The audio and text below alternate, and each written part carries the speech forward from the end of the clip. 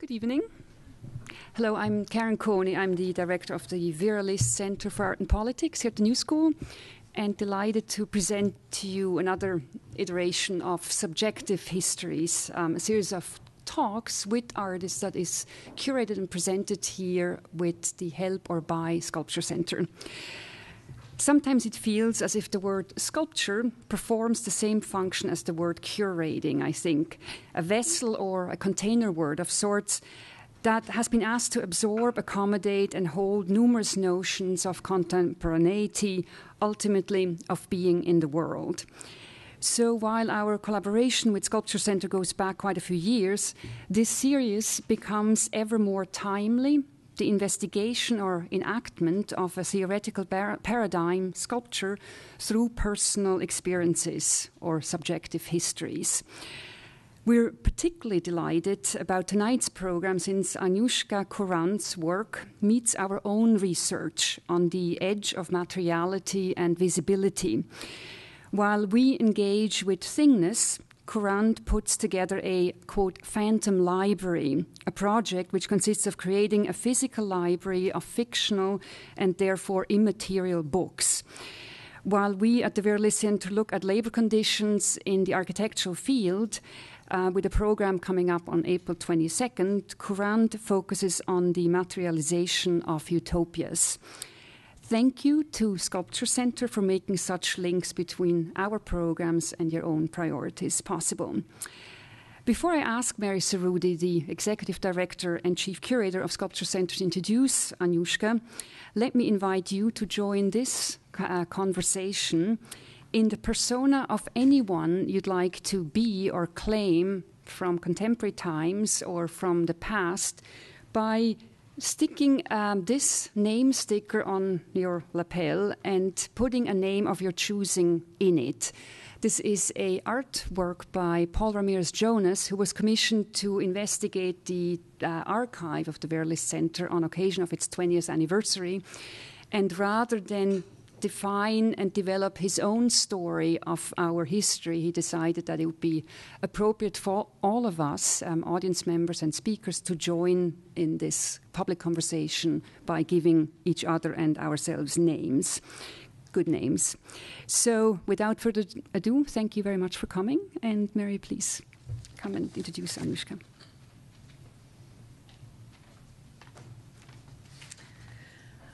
So I first want to thank Karen and the staff at the Vera List Center for Art and Politics here at the New School for hosting us. And it's been as Karen mentioned, we started this series in 2006 as sort of as a counterpoint to what Karen does here at the List Center.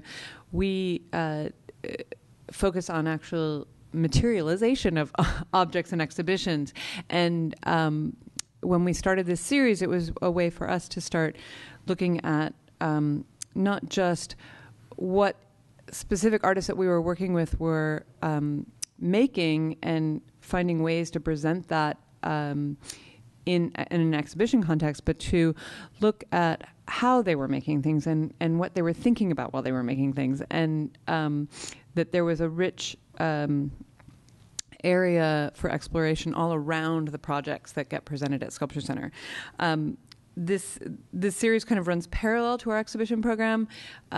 We invite artists who have projects that we're interested in. Sometimes we're working with the artists in other capacities, sometimes we're not. But it's the motive behind the series was really to bring artists to audiences and allow them to talk about, not specifically about their work, but about the things around their work, the as Karen sort of said, the anecdotes, the experiences, and the objects that inform what they make and what they're thinking about. So specifically, Agnieszka Kurant, I met only about a year ago, having seen some of her work, but we immediately had a lot to talk about. I think we have a lot of shared interests in things like architectural follies and collective authorship, and specifically certain authors. Like in our first meeting, we realized we were reading the same book, which was actually published 30 years ago, but we'd both recently started reading it. It was Bologna's Savage Detectives, if you're curious. And I think actually it completely makes sense in the context of Agnieszka's work. It was sort of why it came up that I was like, oh, I'm reading this book. And she's like, so am I. Agnieszka often collaborates with scientists and other professionals who are often outside of, whose work takes them outside of the normal logical scientific pursuits and the academic methodologies. She's very interested in sort of where things take you if you follow them past their or outside of their normal path. So I find that her investigations into phantom capital and the ways that immaterial objects and fictional characters and understandings of history make their way into our collective consciousness and our understanding of history and reality, and how those fictions and real narratives intersect and overlap and blur. I think her work is really both absurd and astute at the same time in a really wonderful way. So on to the more biographical information, because Agnieszka, while she's been living in New York for over a year now, has not shown extensively in New York. She's been showing internationally for quite some time. Her works have been shown around the world, including at Vitavit in Rotterdam, Palais de Tokyo, the Tate Modern, the Zaketa National Gallery of Art, the Museum of Modern Art, the Contemporary Art Center in Warsaw. And she's been included in many international exhibitions and biennials, including Performa, the Athens Biennial, the Moscow Biennial, and the Bucharest Biennial. So she's been actively exhibiting around the world, and we're very excited that she will be, you will see more of her work in New York in the near future. She will be doing a newly commissioned project that she'll show at SculptureCenter that will also be co-presented at Sturm den Haag in the Netherlands in the fall, as well as a solo presentation at the Guggenheim in late 2013 as well. So I'm going to turn this over to Agnieszka.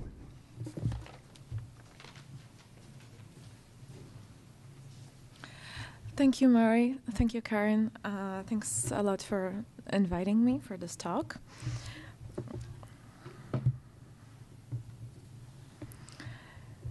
I'm going to talk about things related to my practice, but once in a while I will also show some images of my works, because I have a feeling that maybe not everybody here is familiar with my practice.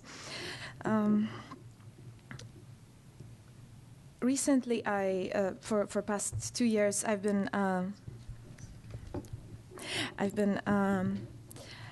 interested in different kinds of something what I call authorless structures.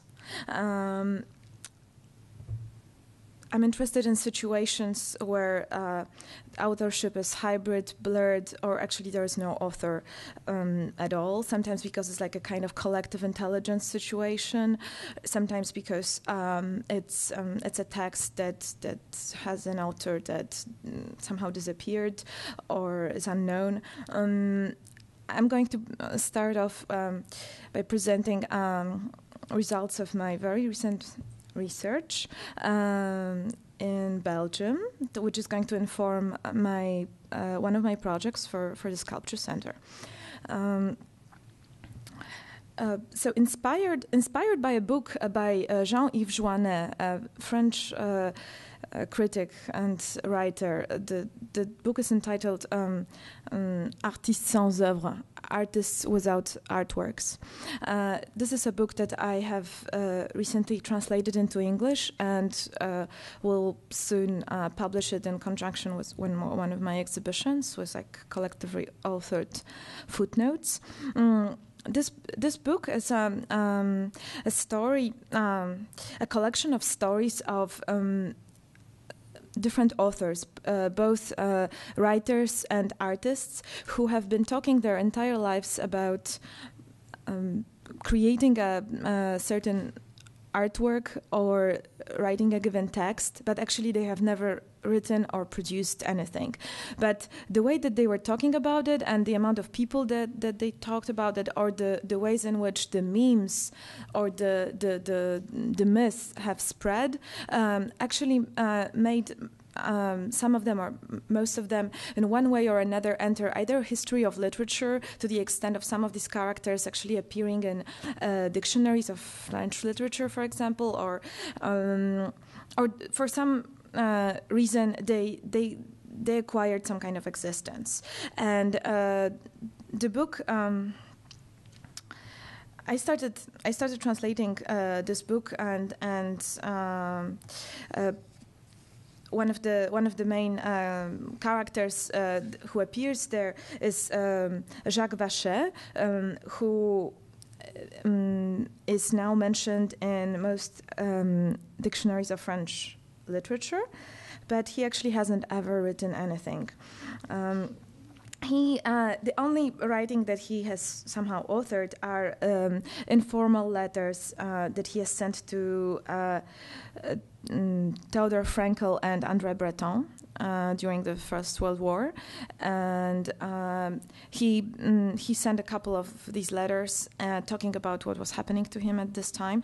But he has been considered by André Breton as a real surrealist and as a person who had an incredible influence on surrealism. A similar character is Félicien Marbeuf, who was a pen friend of Marcel Proust. He never met him, but he exchanged a lot of letters with him, and actually Proust plagiarized him. And there are 3 fragments of In the Search of Lost Time that are actually in a way quoting Félicien Marbeuf without referencing him. So Marbeuf is also mentioned in a lot of dictionaries of French literature, and these 2 characters and are kind of starting point for Jouanet to talk about this phenomenon of authors who are unproducers. But actually the book of Jouanet has inspired the Spanish writer Enrique Villa-Matas to write Bartleby and Company, that some of you may know. It's a book that is somehow exploring the same phenomenon of people who didn't create anything, but Villa-Matas is concentrating on the aspect of the Bartleby, of the idea of a refusal, of a decision to withdraw. Whereas actually Jouanet talks about something positive. How much is actually produced in terms of symbolic capital, and perhaps even real capital in some cases, where actually there is no work. So Jouanet talks also about other characters. He talks, of course, about Borges, but more interestingly, he's describing Richard Brautigan's library that was meant to be a project where people could submit books that were never published, and they were never meant to be published. He also he describes a number. So basically, the book is like an adventure into this like non-creation. And when I started translating this book, I came across a very interesting story related to Philip Roth. A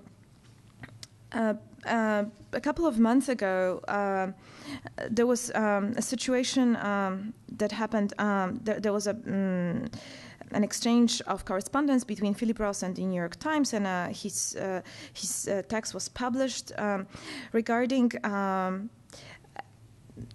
the fact that the number of months earlier, Roth spotted an error on the Wikipedia page dedicated to his work and describing his novel, The Human Stain. The novel is about a college professor who turns out to be racist, and the Wikipedia page was stating that the person to whom Ross was referring was Anatole Broyard. But actually, Ross contacted Wikipedia saying that this is not true and that he would like Wikipedia to correct this mistake. And Wikipedia refused. They refused on the grounds that Philip Ross, as the author of the novel, is not a source reliable enough. And I found that it's very interesting and it's kind of typical of our times that, we are already past the sort of Roland Barthes sense of the death of the author. It's something different. Actually, it's about the fact that works start to live their lives of their own, and legally the author, in terms of Wikipedia, has no power, has no possibility of intervention. The answer of Wikipedia was, I understand your point that the author is the greatest authority on their work, but we require secondary sources. So.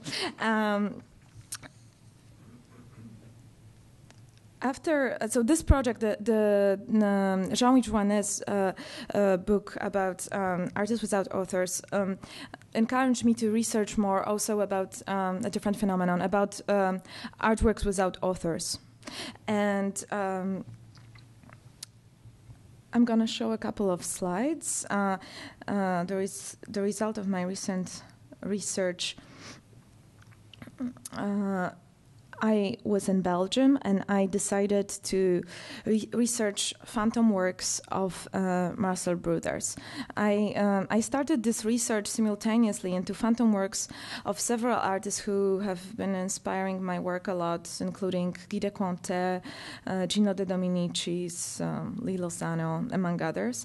And these are all artists who are surrounded by a lot of gray area of speculation and unknowns related to their personality, certain works.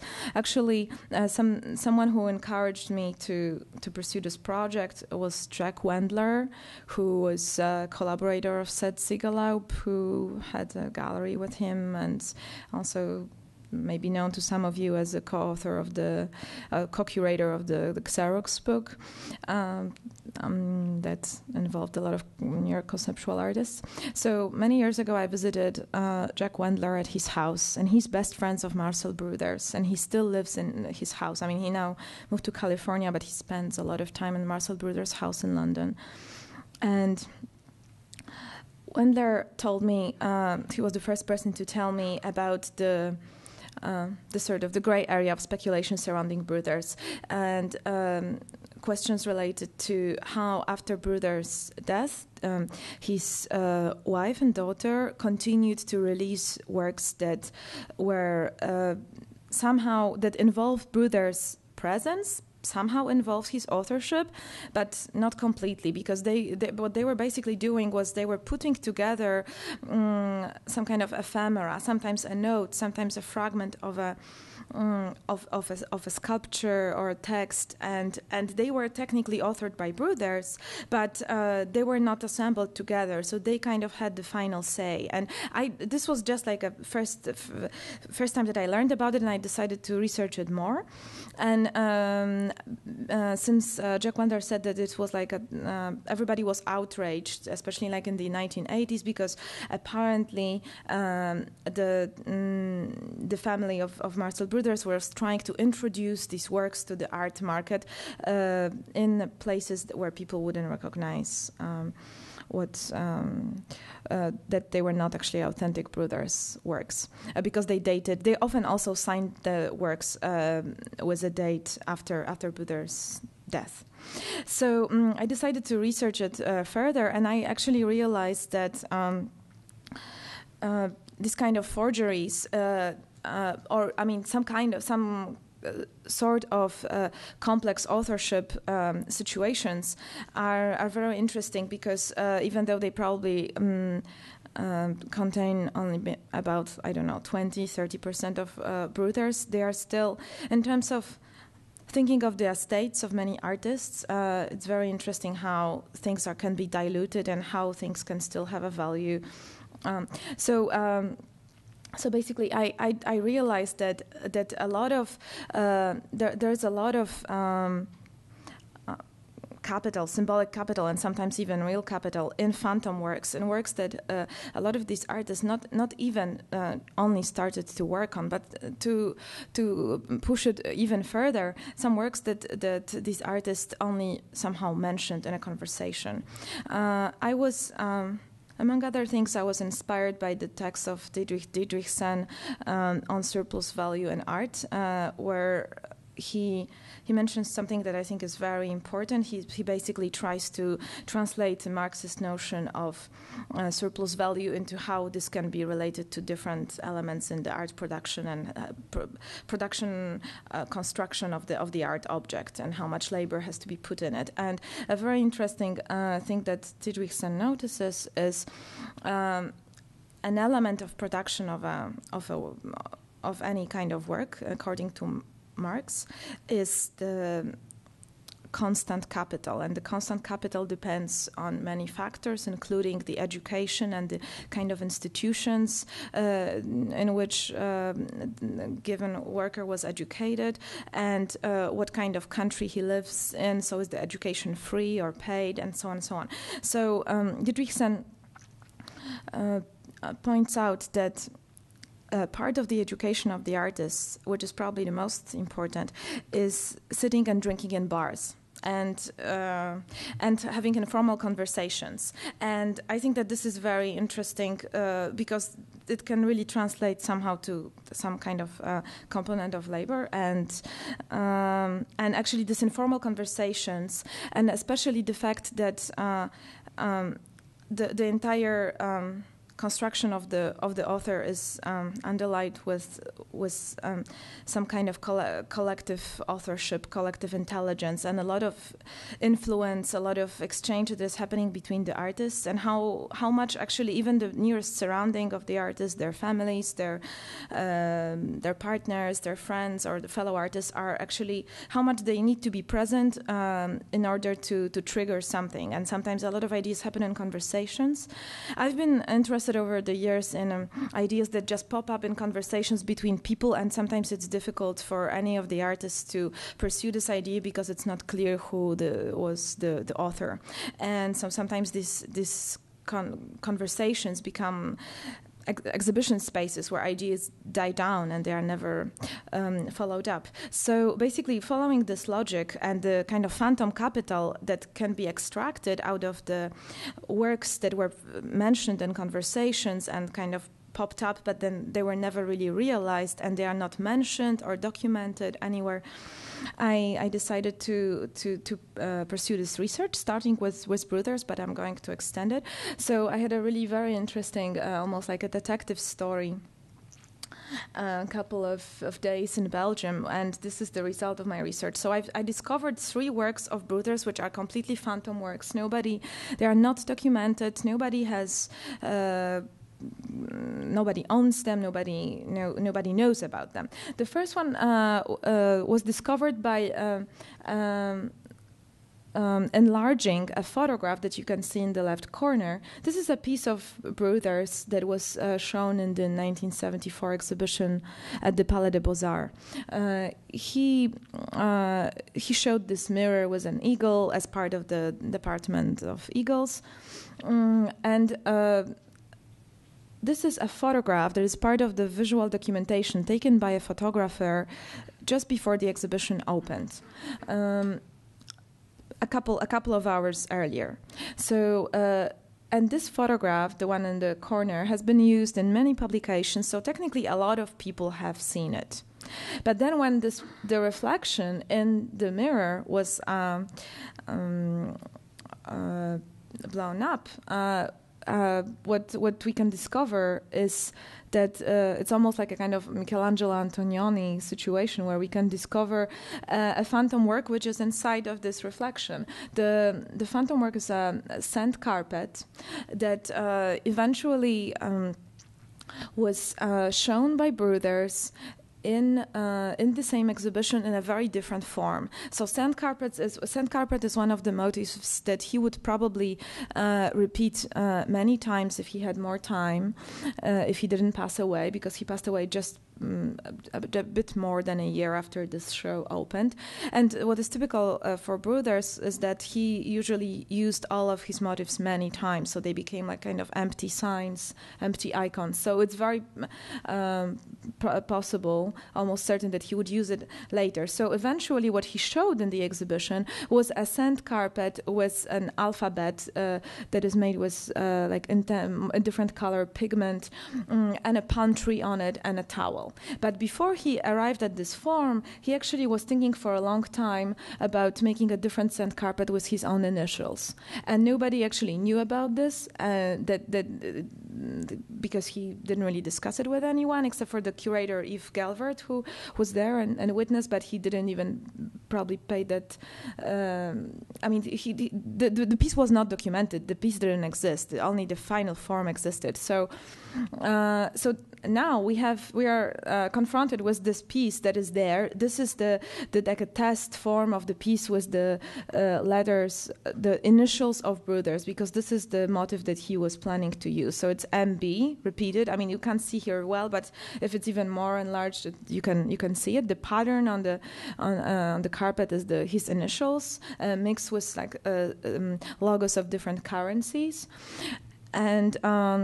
So yeah, this is a piece that maybe he could somehow follow up on, and he could have done something. And it's interesting that all these people, probably thousands of people, were actually looking at this piece by looking at this at the photograph of this reflection in the mirror, and without understanding what this is.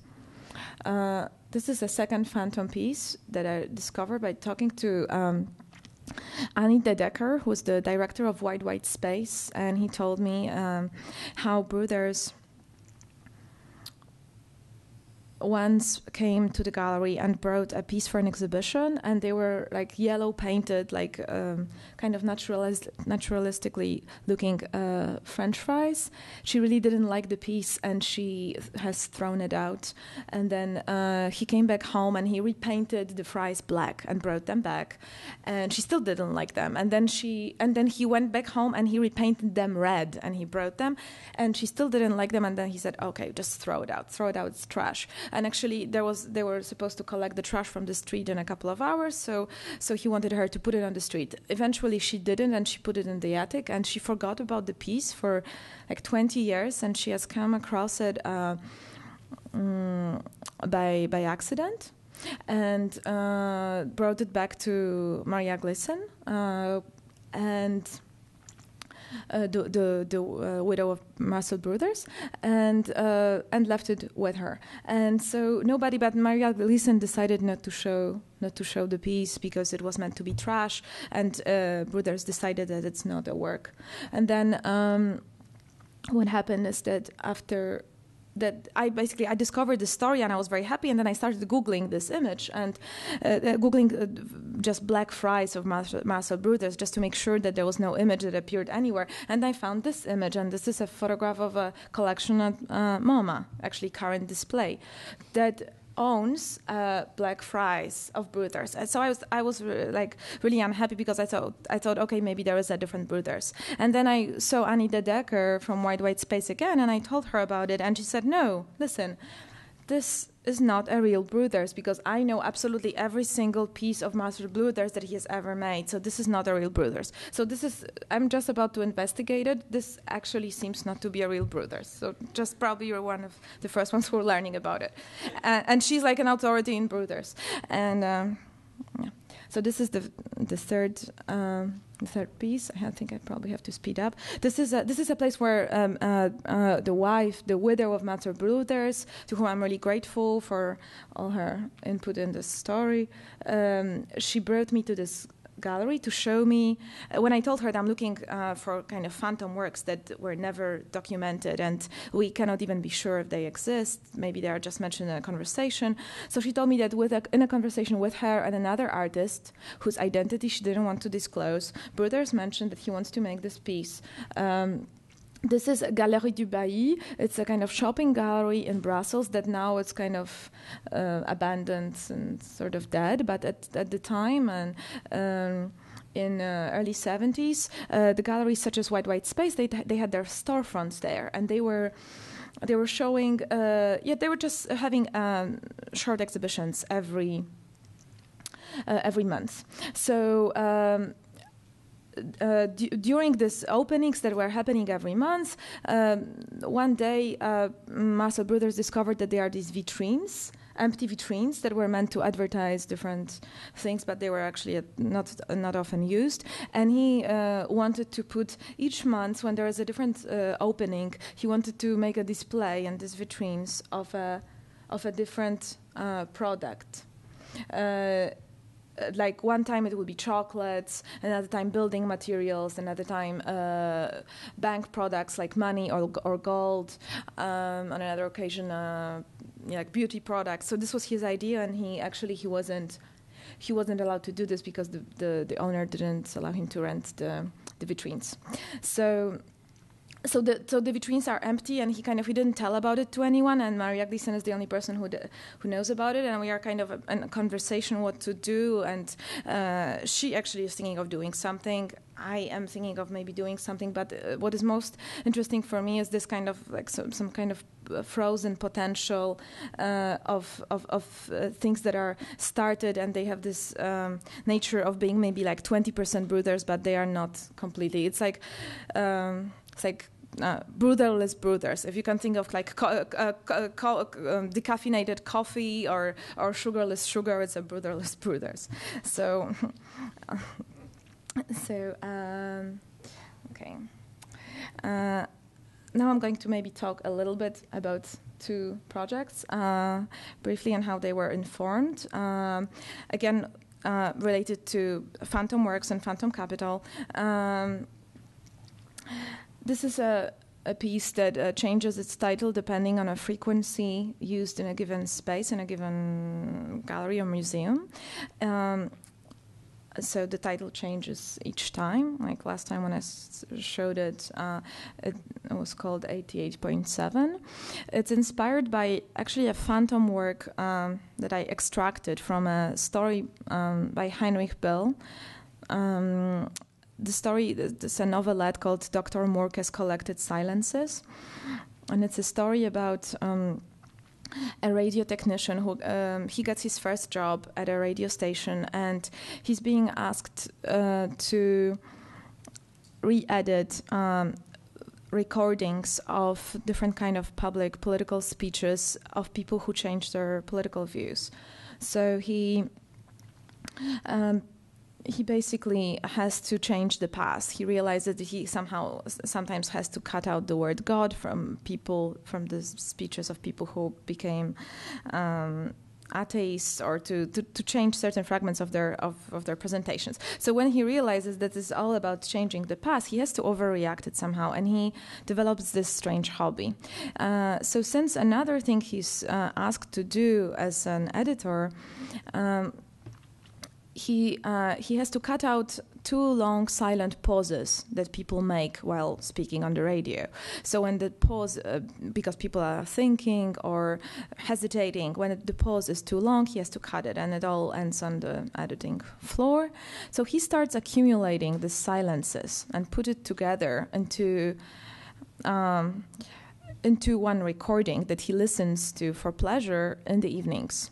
So this story was written in the 1950s, so it's before the beginning of conceptual art, and of course without any intention before like John Cage. And it was very interesting for me that this is without having an intention of being an artwork. This is something that resembles like a phantom work and is so I decided to realize it, to do it for real. So what I did is, first I started doing it manually with radio editors, cutting recordings and putting them together, and eventually now soon I will be able to use a program to do it. So just to put any kind of recording of public speech into this program, and after like a minute or two, there will be an extracted fragment with all the silences accumulated and put together. So the way that the piece is presented is that it's this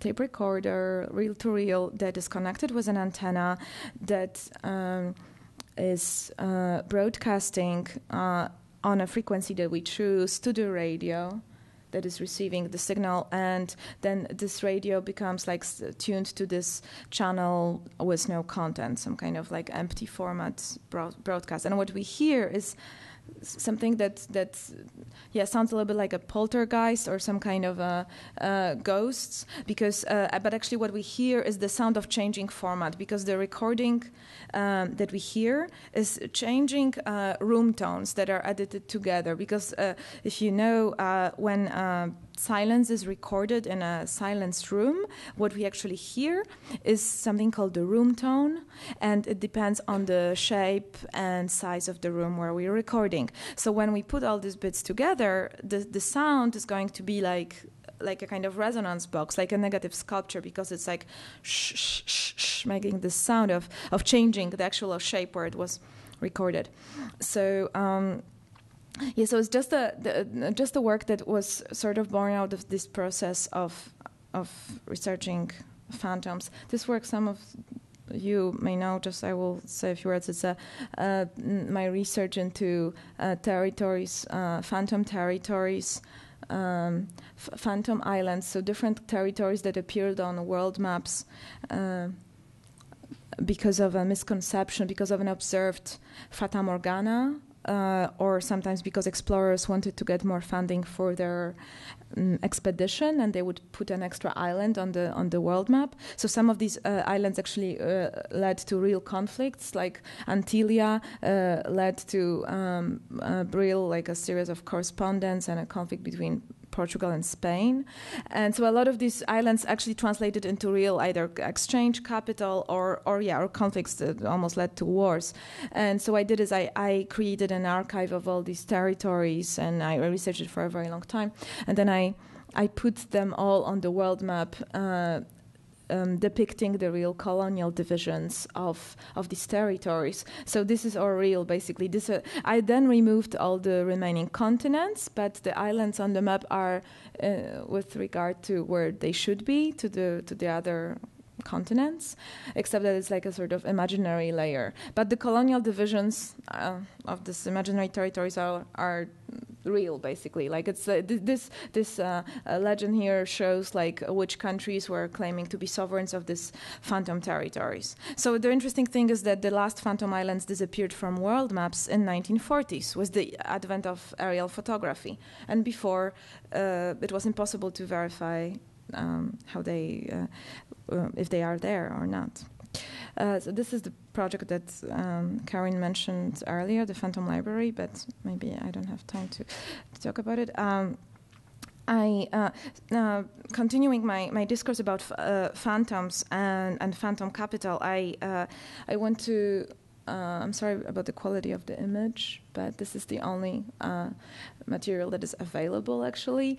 This is like a beginning of my current other project that I will hopefully be able to present at least at some stage at the SculptureCenter. And it's related to my interest in editing. So the researching of phantom capital brought me to the idea of how whenever a screenplay for a film is being written,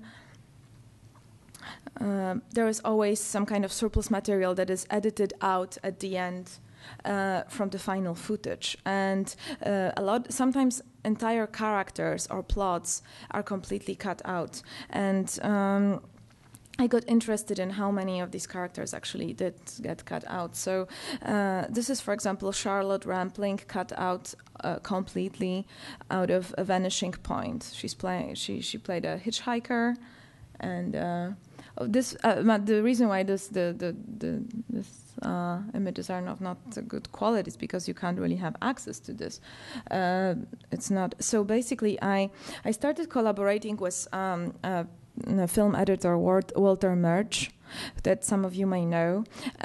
He edited many films of Francis Ford Coppola, including The Conversation, Godfather, Apocalypse Now. He's really probably the best, most talented living editor, and definitely in the US. And he also wrote a lot of books about the theory of editing, and he treats editing as an art form. And I think it's interesting to think about editing in relationship to sculpture, to form, because actually editing is a kind of basic fundamental tool for anything, for thinking. And so I also got interested in Walter Murch because he had an interest in putting on paper the scores, a kind of an idea for a score for editing. Like when one would create a score for a composition, musical composition, he started working, and he actually he still works on it, like how to convert editing into scores that people could follow. And I'm interested in scores, and for example, scores of Cornelius Cardew, who are like actually who was a British composer who involved in his conceptual scores also the division of labor between the people involved in projects. And they are at the same time formalist and represent certain social relations. So I started a dialogue with Murch about that, and then I realized that what I really want to do is to make a film about all these phantom characters, the surplus authors, surplus authors of these films, because all the characters that were cut out of in the final editing version, they actually needed to be there. They needed to constitute the initial form of the film, and without them, this film would not be possible to make. They had to be there, so they are in the end kind of presence through absence. As cliched as this sounds, but so there is actually a trace of them. And for example, editors, one of the things that was interesting for me to learn from Murch, that very good editors, they can trace even in best edited films, they can trace characters that were cut out, even if there is no trace of them. And I found that really fascinating. Of course, it's interesting for me in terms of my interest in immaterial labor and how actually, for example, complexity science considers the notion of silent evidence or silent heroes, which are all the people that are necessary to make one person achieve a success, like an artist to be successful or a scientist to get a Nobel Prize, how all these other people have to somehow fail or disappear.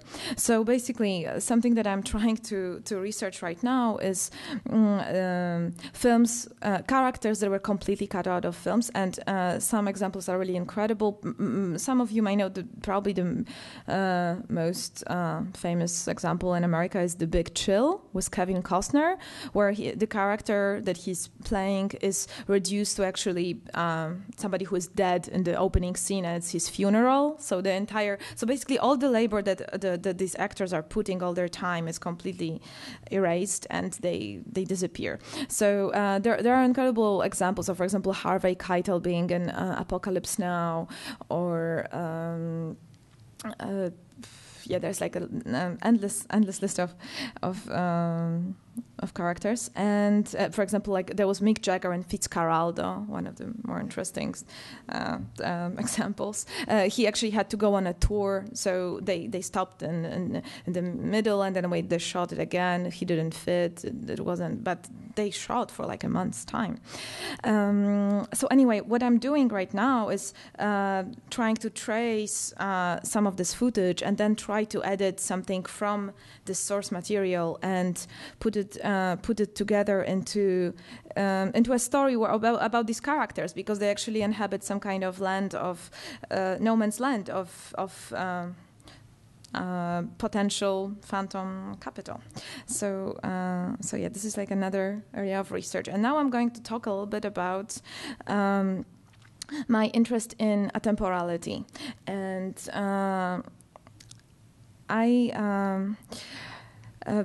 some of my works are related to my interest in the existence of the present and the past. In the existence of the future and the past and present, and how certain objects change their status and form and have some kind of hybrid status. And so I'm interested in the transformation and of status, form, and value of objects. And one particular example is this entire category of atemporality. And so I'm going to show just a couple of examples of atemporal objects. And this is, for example, Heron's turbine. This is probably the oldest gadget in the world. It was the fastest moving object of the ancient world. It was invented by Heron in 1st century AD. And this object is like a kind of steam prototype of a steam engine without actually being exactly a steam engine. It could perform 500 revolutions per minute. And basically, this didn't exactly transform into a steam engine. It was just similar. And for 2,200 years, this was like some kind of sci-fi gadget. And I find it very interesting that this was something that almost coming from a different order, some kind of oddity, something that was at the same time, it's not really ancient and it's not really futuristic. It's somewhere in between. So it's kind of atemporal, uncanny.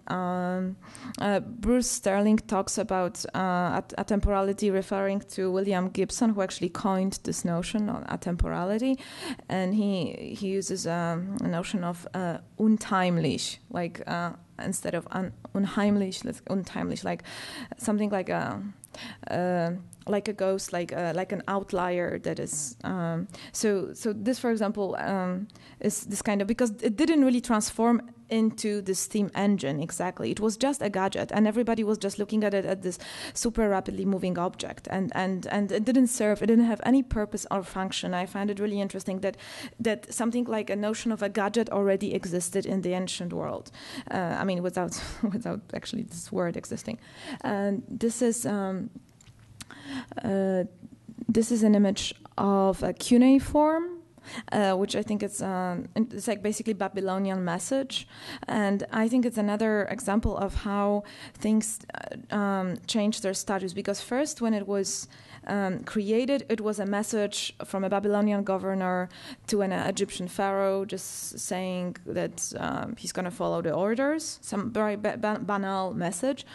And then after the Babylonian writing was sort of forgotten, and was undeciphered for 3,000 years. We didn't know what this means, and so it became kind of time capsule. We didn't really.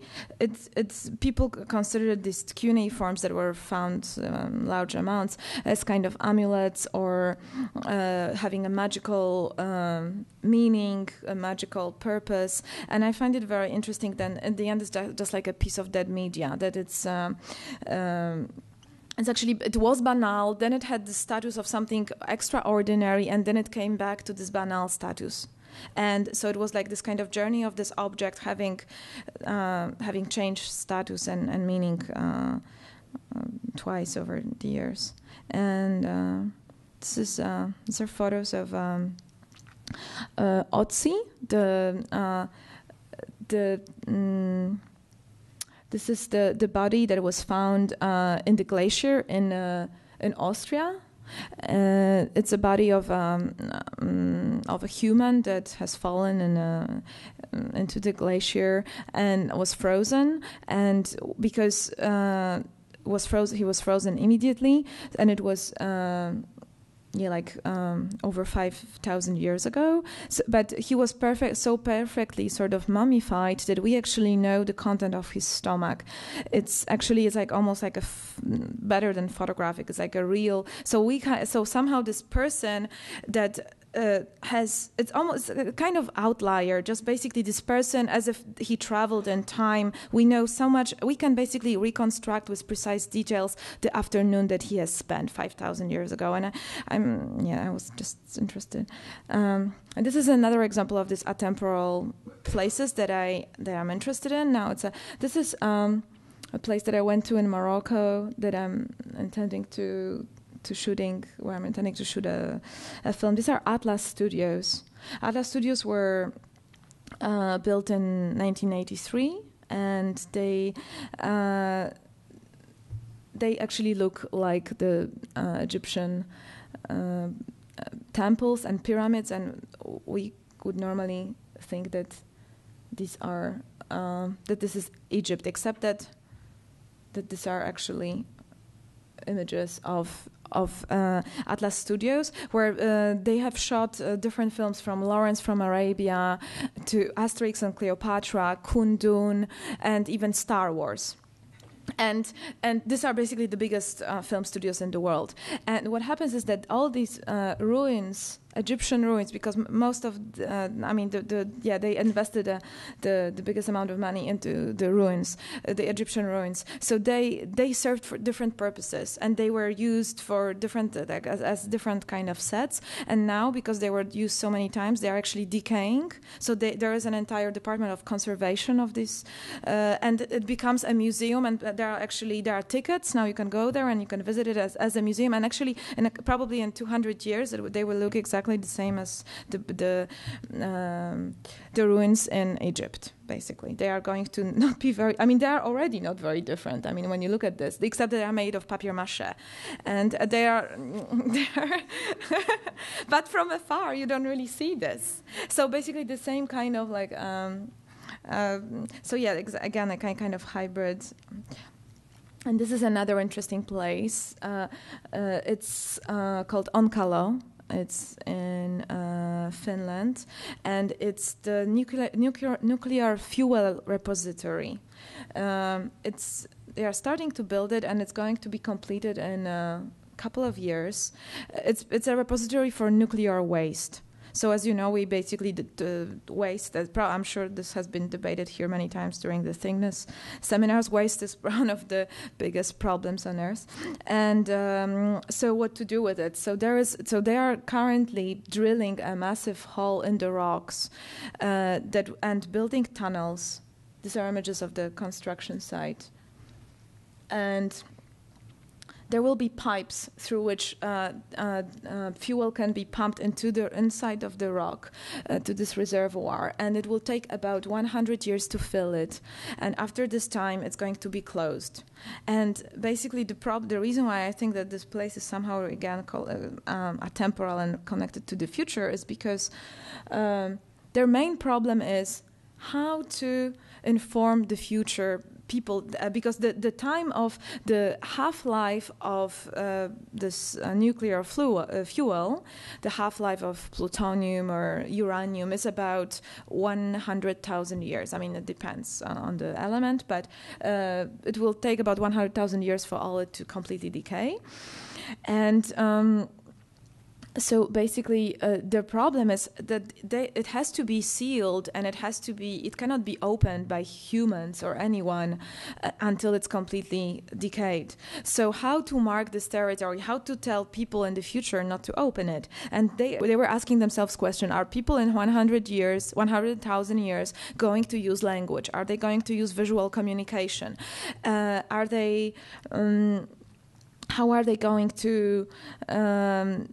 to communicate? And so eventually they decided that they cannot mark it at all. They are not going to leave any sign, because they realized that any kind of sign would actually not only not prevent people, but even make them more curious and actually encourage them, even if they don't understand, even if they do understand that they shouldn't open.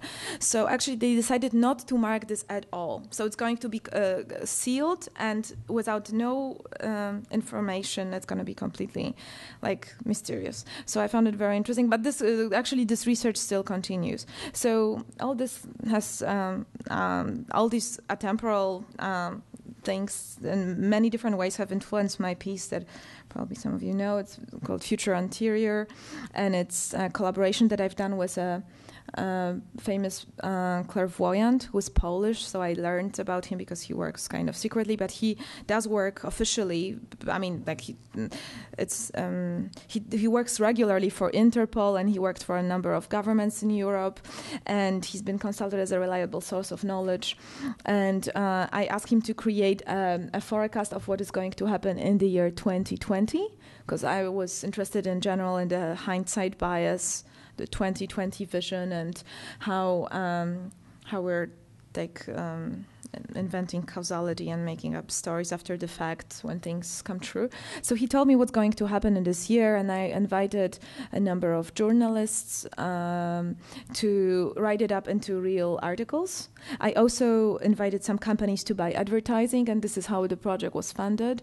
And so the advertisements were both in the future, and then all the articles were written from the perspective of this day, 2020, September 29th. And the idea was that I was interested in again, like some kind of hybrid transitory status of this piece, because by the time this date happens, by the 2020, a lot of these things may actually come true and some not, and then now it's all fictitious, but maybe by 2020 some of it retroactively will be considered as prophetic. So I was interested in this kind of change of status and kind of performative status of this work. And in the end, and I printed it with pigments, which I work a lot with, that are appearing and disappearing depending on the weather. So they appear when it gets a bit colder. Below 21 degrees, they disappear above. So and it's reversible. I'm just gonna maybe how are we doing time-wise? Do I still have time? Yeah, it's okay. Good. So maybe I'm going to just talk a little bit about also things that are, well, kind of atemporal, but they just have this sort of hybrid status, and it's kind of difficult how to merge them with contemporary knowledge, and they are sort of outliers. So I will just give two examples. One are machines that are built after Leonardo da Vinci's drawings. They are basically, Da Vinci made a lot of machines. I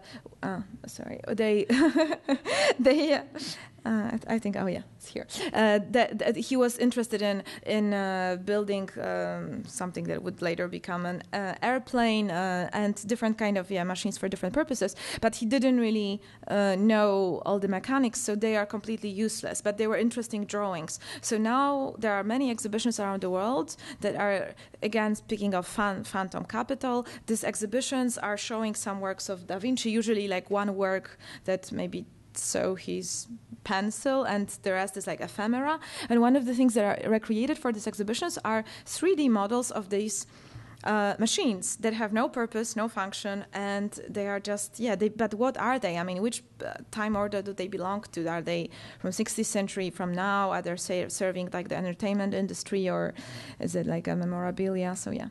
And another thing like this is the Crystal Palace dinosaurs that I've always found very interesting, because they are, the dinosaurs were, they were placed there in 1952 they were designed by Benjamin Waterhouse Hawkins, and they basically, the problem here is that this was a couple of years before the publication of Charles Darwin on Origin of Species, and but a few years after the bones of dinosaurs were found. So they reconstructed these dinosaurs, but they were almost correct, actually almost, because now from our perspective, actually they were in some cases completely wrong. But actually this actually took many years for people to understand that these are not real models of dinosaurs, that they are not. And it's another phenomenon that I'm interested in, which is factual inertia. How long is the how long are the half-life of facts, basically? How long does it take for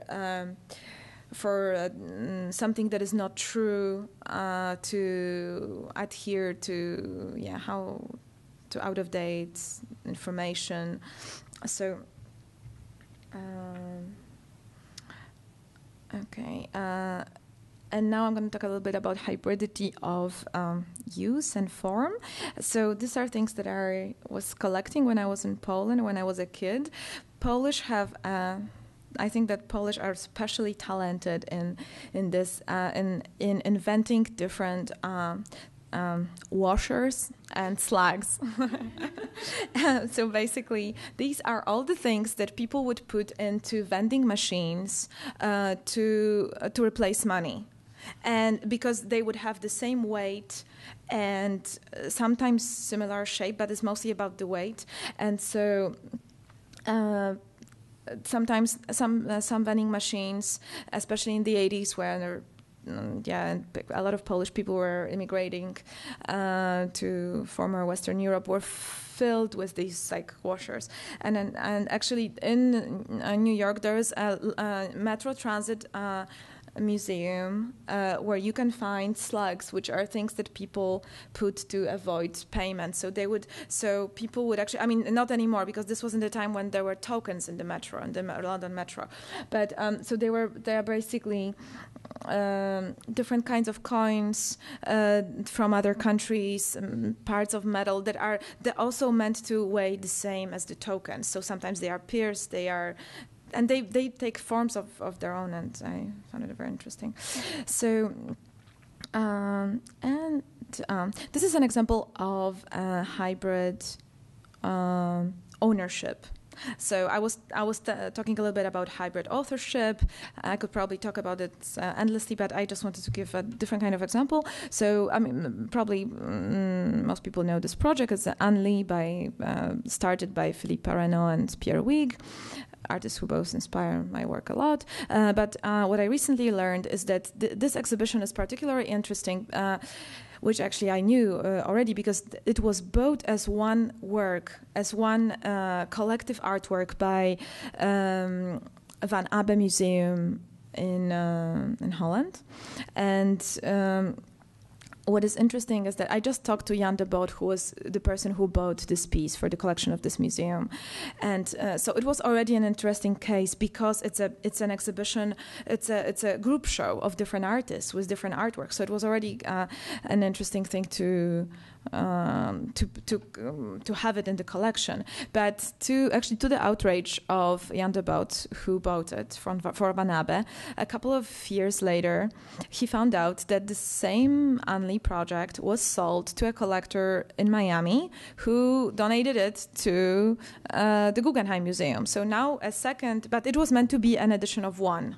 So there was never. So now it's a kind of case. It's a case. It's basically a precedence for a discussion how exhibitions, like group shows, can also be treated the same way as artworks. So they could be maybe editions of 3, and so I found it also very interesting.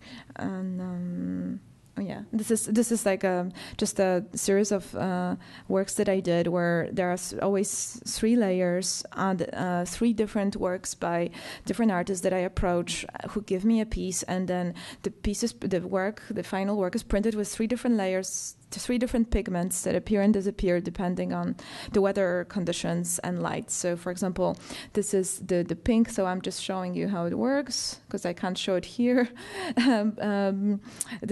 The first layer, the pink one, is a piece that was given to me by Wilhelm Sasnal. The other one is by Gianni Motti. There was also Ben Kinmont that disappeared. So Wilhelm Sasnal appears only in the sunlight, Gianni Motti when the temperature falls down, and Ben Kinmont kind of degraded with time. So now it's just like a residue, and you can see. And sometimes you see everything at the same time. Sometimes you don't see anything. And hold on, maybe I'm going to talk about this. Okay, so another chapter of sort of collective intelligence, memes. So I was particularly inspired by how certain iconic objects, like architectural objects deplete themselves, how the icons empty out from their content. And I was very interested in how, for example, how there are slight manipulations performed on collective urban unconscious of city dwellers. So first one was very interesting when the Arch in La Défense was opened. It was opened by, was commissioned by François Mitterrand and opened on the bicentenary of French Revolution. Which is very interesting, except for the fact that this arch that is also placed on the axis of the Arc de Triomphe, it has nothing. It's not commemorating anything. So it's using a form of an arch, and it's also using the bicentenary of the revolution. So, but actually, it only to package absolutely no content, because it's basically like a monument to neoliberal corporate discourse. But I was really interested how an entire French nation, because this wasn't really debated, how this sort of monument to nothing could actually hijack an entire discourse of the bicentenary of French Revolution, which is such an important date for France. And this was but it was like widely publicized as this is like the bicentenary, and this is an arch, and actually an arch is meant to commemorate something. This arch is not commemorating, technically anything. So this was first thing that I found very interesting, how this manipulation happened. And a similar analogous thing happened in Warsaw. This is the Palace of Culture in Warsaw. It was a gift of Joseph Stalin, an unwanted gift. And people would say in Warsaw that the only nice place in Warsaw to be is the top of this building, because this is where you don't see it. So people basically hated it. It was an icon of oppression. And then a miracle happened. In 1989, the fall of communism, all of a sudden, within a night, everybody starts to associate this building with democratic discourse of independent Poland, tourism, and the coolest symbol of a modern capital of Europe. And it was so basically it was all of a sudden it was something that we were proud of. And so this was 89, and it was really like nobody actually noticed this like slight shift, like how this like invisibly transformed. And the second shift happened in the year 2000, as if all that was not enough. So the neoliberal government took over, and they decided they actually have to rebrand this building, because it's associated with the democratic war, so the democratic, but still there is some trace of the past. And the neoliberal government wanted to find like a way of rebranding and signing it themselves. So what did they do? They founded 4 millennium clocks on top of this building, because the building didn't have a clock. And basically they used this gigantic, it's like 12 meters high, this gigantic clocks. And actually this clock appears very often on TV in like, I think 7 o'clock news. And so basically it's a clock. It's like Polish Big Ben. So now it became this like a signature, and now it's only associated with the founders of the clock that are not founders of the entire building. And so it was very interesting for me how all these manipulations have happened. Hold on, I probably don't have more time. Okay, I am going to maybe talk quickly about this guy, since we're talking about buildings. So I'm also interested in how people are able to again sell phantoms. So he's my favorite con artist. His name is Victor Lustig, and he basically he's famous for selling the Eiffel Tower twice. He sold it to. He learned in 1925 that the Eiffel Tower was basically a problem for the city of Paris, because it was very expensive to maintain. It was falling apart, and so he invited a number of steel merchants, steel factory owners, to sell. To offer them the Eiffel Tower. He told them that the Eiffel Tower is for sale. So he organized a meeting where he rented a limo, and he rented a suite in one of the nicest hotels in Paris, and he managed to sell the Eiffel Tower. After this, he took the money and he escaped from France. And actually, the steel factory owner was so embarrassed that he did it that he actually didn't report it to the police. And this is exactly what Lustig was counting on. And he managed to sell it twice. So he did the same operation, I think, 2 years later. And he did one more thing. So finally he was caught and he had to go to America. And he decided, he first didn't have anything to do, but then he decided to cheat Al Capone. And so he came to Al Capone and he told him, listen, I'm going to take your money and I'm going to invest it. Please, entrust me some money. So he took from him, I don't know, maybe $10,000, and at the time, and all he did with the money, and he has put it in a safe. He didn't even touch it. He just closed it for 2 years, and after 2 years came back to Capone and he said, I'm sorry the investment didn't work, but I just want to tell you that your money is intact and here is all your money back. And actually he got paid by Capone because he thought that he actually was a very honest man. So I always found that it's very interesting how somebody who is basically trying to capitalize on just this kind of phantoms. I mean, it's very close to smart practice. I'm gonna just talk about this. So I am also in my work interested, which you probably realized by now, in the overlap between fictions and how actually some fictions, urban legends and rumors and misconceptions can influence, for example, products. And this is an example of how urban legends influence product design. So this is an example. These are fans from South Korea, and probably the most popular urban legend in South Korea is fan death. The idea of the fan death. There's a belief that an electric fan left running overnight is in a closed room can cause the death of those sleeping inside. So as a result, all fans sold in South Korea come with an automatic timer that turns the fan off after a certain number of minutes, which is, I think, absolutely crazy. And there were numerous statements by the government trying to change it, and actually it's so I'm gonna skip some things. So I'm just probably it's the last few images I'm gonna quickly talk about. So another amount of a group of topics that are inspiring my work are related to emergence and collective intelligence. So basically, emergence is a property of complex systems that allows for many millions of micro decisions that people make, or millions of micro reactions or grains of sand or something, to actually, when they are put in certain conditions together, they create some more complex structures that have different properties than just the sum of all their elements. And I'm just going to show a couple of really incredible places. This is, for example, the Giant's Causeway. It's in Ireland. It's this formation.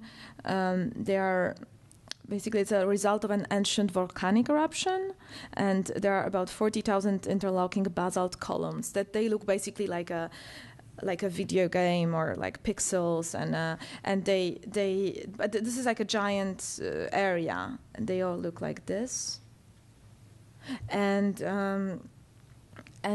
so this is basically an example of extremely rare event. So a moment, a couple hundred millions of years ago, when there was a volcanic eruption, and then it froze, and it, because of certain conditions, different factors, a very big coincidence, it froze into this particular form. And this, of course, is like a termite mound, and I'm interested in how there is this kind of cognitive bias. People think that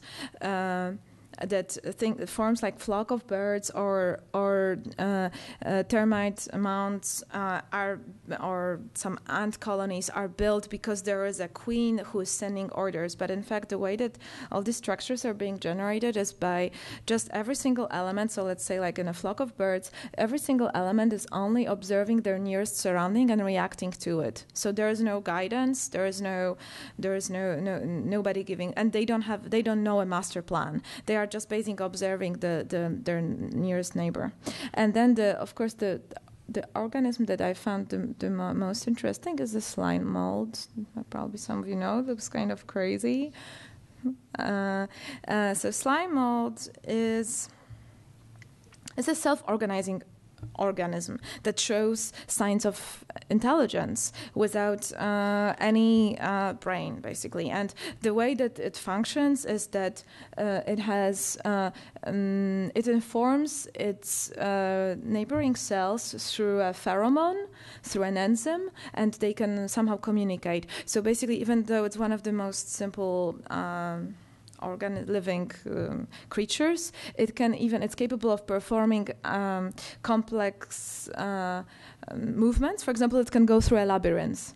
And because it's informing other cells, just the neighboring cells, but when actually this collective behavior emerges and it's happening on a kind of higher level, it's not reducible to single cells. So then it leads me to extraordinary events, which are definitely one of the most important things that informing my work. And they're related to, extraordinary events is a theory that appeared in the complexity science and is developed in different ways by some individualities like Nassim Taleb, who probably proved to be more involved in a neoliberal discourse, which I think discredited him a lot. But a lot of other complexity scientists involving, for example, Sorin Solomon or Andrzej Nowak in Poland. So basically, extraordinary events theory is related to the idea that crucial changes in complex systems, such as social, economic, urban system, occur through sudden and unexpected, extremely rare events that cannot be, by definition, foreseen or repeated. And basically, for this reason, this concept postulates moving away from science, current prevailing emphasis of the study of average and mean values, and to include all kind of outliers and noises and unpredictable and seemingly insignificant elements, because when they are exponentially growing, they can create like huge changes in complex systems. And do I still have time? Okay, I should. Okay, so maybe just. Okay.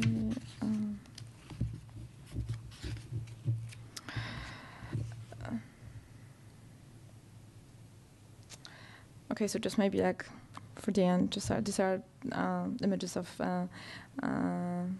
Niels Baricelli, who was an incredible maverick mathematician who also influences my research a lot, and he was able to reproduce some phenomena in the 1950s. In 1953, he created something like an artificial living organisms through a kind of basic computer environment. He created something that now would probably be called game of life. He translated genes into pixels and created this visual. They produced this visual situations that look like a universe where, through algorithms. You can trace each texture, color indicates a different sort of organism that he generated in this environment, and you can. It was possible to see how the organisms perish, they are born, mutate, and there's It's like a fascinating. Okay, this is the last thing that I'm going to show. Very last. So this is like. So basically, my interest in this collective intelligence and how things emerge from complexity also influences my understanding of what a signature is today. And so the project that I'm working on right now, which is going to have different forms, is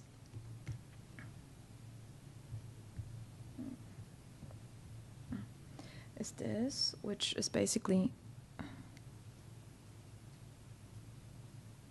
I'm collecting a lot of signatures, and well, in a public space in Holland, but also it probably may have a form of appearance here at SculptureCenter. So from a very large amount of people, I'm collecting the signatures that are sort of like empty kind of frozen capital that is not invested in so far into any story. Like, what does it mean to give your own signature to somebody when it's not for or against anything? But I'm collecting as many signatures as possible, and then they're all going to be scanned. And with a program that was written for me by a computer programmer, after scanning, they can all be processed, and then I'm going to extract like a mean average signature out of this collective intelligence of hundreds of people that is going to be, this is, for example, this is just a demonstration on this very on this like very small group of signatures. This is what's happening, but the more signatures, the more probably complex it's going to be. And each time the piece is going to be shown, it's going to be changing. So, okay, I guess this is all. It's probably more than enough.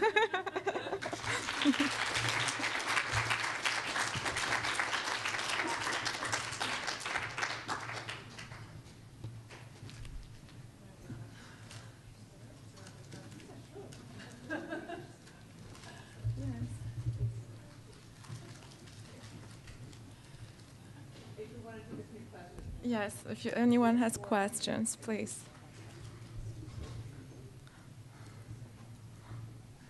Yes? Oh, please wait for the mic. Sorry, didn't see you.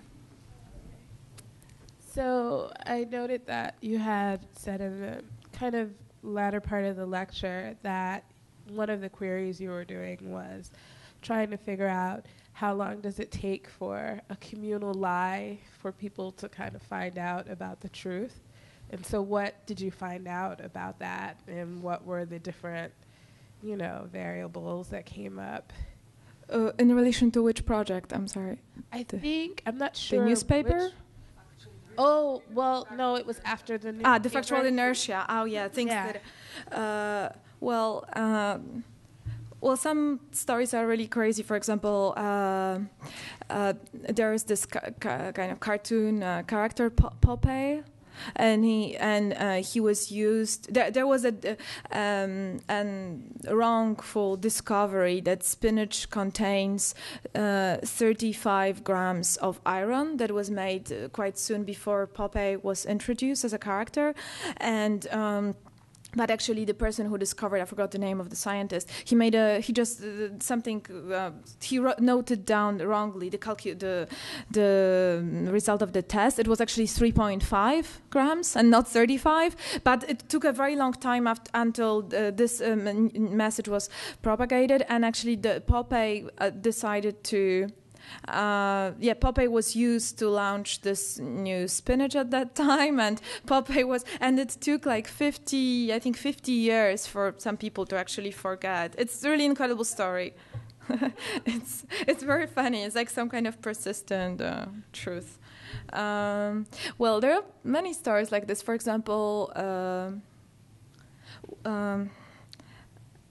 do you want to learn more about like this kind of like how long it takes for? Well, there is a very interesting story that somebody introduced Moriarty, this character from Sherlock Holmes, the main enemy of Sherlock Holmes, into a dictionary of theories from physics. It's like a serious publication, I think, in British.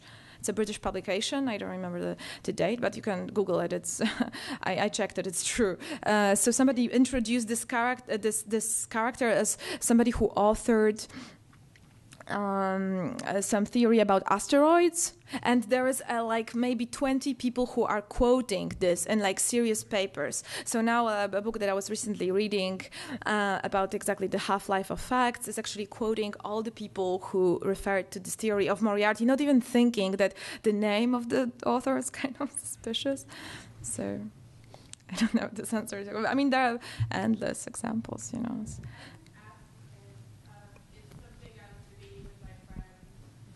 Because there's this ongoing debate I have with my friend and my colleagues about a certain document that's circulated in the African American community, progressive community, called the Willie Lynch theory. And it's very interesting because at first people still do think it's correct, like that it's a real document. But then a lot of the people who were pushing it, they finally got pushed to admit that it's not a real document, but now they're still using the document to say, well, it shows why the Black community is the way it is today. And so it's so interesting because over the past 15 or 17 years, this whole debate has gone on about the document, but it's like, it's relentless in people releasing it and trying to manifest it in different ways to serve their needs. So that's why I was curious as to if you had kind of like a Malcolm Gladwell spin on how long it takes for something like that to kind of dissipate and move between people understanding it, you know? Well, of course, I mean, Malcolm Gladwell has been probably writing about this like extensively, but I mean, and many other authors. I mean, he's not necessarily, in my opinion, like an ultimate expert. It's kind of pop science, but well, it's very interesting because it's all related to how memes are undergoing replication and how it depends on the agent, the agent carrier, because we are not just like photocopiers. We have our own interest in replicating certain memes if they are in accordance with something that makes sense for us. So it depends, you know. It depends on a country. It's very interesting to, for example, see how certain memes work in certain countries, and some. Yeah, it depends on culture, depends on an environment. So yeah, I mean, it's a very interesting area because it's even because on the one hand there is a question of this half-life of facts in terms of like popular knowledge, but there's also like how long it takes for a fact to be, for example, like a false fact to be eliminated for scientific communities or academic communities, and this also takes long because or on the contrary, for somebody to be acknowledged. I mean, the reverse of this. It's like it's both. It's very interesting because it grows. You know, like for example, it's very interesting to look at how the quotations are being circulated from, like for example, the way that somebody like there have been a lot of studies around this subject. How in academic environment, some people make a quick career sometimes just because. I mean, not that they don't have any other reasons, but some people do and some people don't, just because somebody, for example, quotes their name because they have an easy and catchy name. So there are all these other factors that can influence, because then some kind of PhD student is going to, has a list of 30 articles that he has to refer, and he has to quote only 3, so he's going to pick up only the ones that are on top of the list alphabetically or have easy names. As the factors are so irrational that it's actually scary.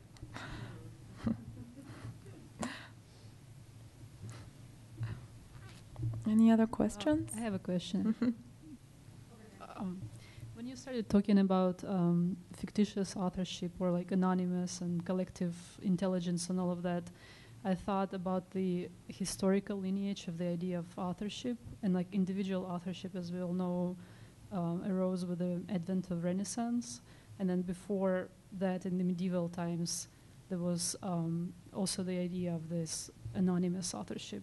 So have you compared the contemporary anonymous authorship to the medieval notion? Like, and is it even legitimate to compare those two? Like, are there similarities or not?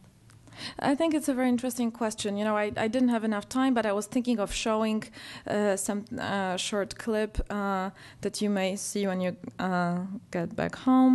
It's called Edgar's Fall. I like it particularly because it has this kind of, I don't know, almost makes me think of Bastian Ader. It has this, if you saw, actually I can show you an image of it. It's a short video clip that was shot by Mexican boys, like age 7 and 8 and 9, like 3 years ago, and it is the most popular until recently. It was the most popular internet meme that existed. Oh, this is it.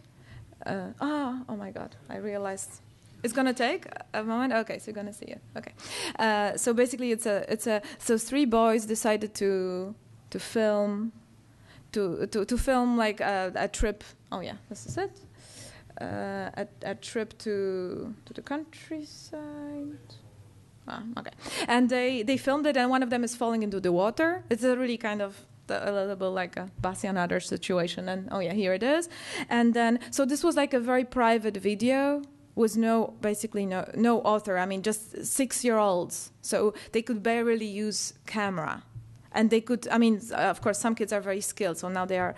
And they uploaded it on YouTube, and it was the most popular internet meme. It had 34 million hits 2 years ago. I mean, I don't know, I think people lost track of how many hits it had. So what happened is that then a lot of people started remaking it, different versions of it, and parodying it. And finally, Nike made a commercial where in Mexico where they referenced this meme without asking for any kind of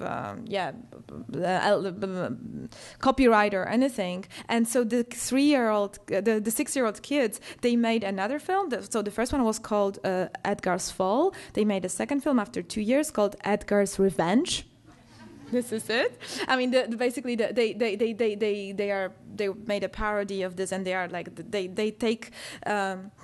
take the copyright of the film into their own hands, and then after this, they were invited by a product in Mexico, chocolate bar called Emperador, and who picked up on some story that these kids evoked because they were playing like knights and like a conquest of was Roman soldiers. So now this is a production still from the commercial of Emperador, the chocolate bar, and this is a situation where so they became authors. I mean, they became authors. They are co-authors of this like commercial. They got recognized. Finally, they claimed their authorship. I mean, they were lucky. But it's really interesting that I don't know if this answers your question. Maybe it's just a kind of a counterpoint to it. But you know, like a 6 or 5-year-old can become an author with a capital A. I think it's it's somehow sort of reversing the situation.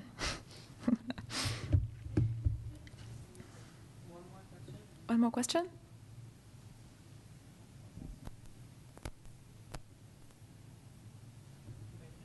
Okay. Thank you.